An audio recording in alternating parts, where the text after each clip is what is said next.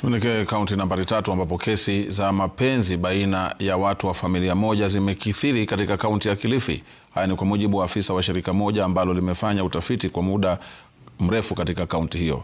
Kwa sasa Tume ya Kitaifa ya Usawa wa Kijinsia iko mbioni kuandaa mswada utakaoangazia masuala ya ulinzi wa wajane ambao wanaendelea kukandamizwa na kukosa haki. Kamishna wa tume hiyo Dr. Margaret Karungaru amesema tume hiyo imesikiliza vilio vyao ikiwemo kulazimishwa kimapenzi na sasa wameridhika kuwa kunahitajika sheria ili kuwalinda. Kesi ziko nyingi na sana kama kesi zina dhuluma za kijinsia zinahusu familia, huwa kupata haki ni ngumu kwa sababu mara nyingi watu wanaikalia kifamilia na zile kesi haziwezi kwenda mahakamani na yule mwathiriwa kuweza kupata justice. We've met widows and we've sat and listened to their stories and listened to their issues, and we are doing this so that we can be able to formulate a bill that will be taken into parliament. Zile bonds na bail terms ambazo zinapewa hawa washukiwa wakati mwingine huwa inapunguzwa sana, na unakuta kwamba washukiwa wanapata kutolewa na kuwa trace wakati mwingine ni vigumu sana kuwapata,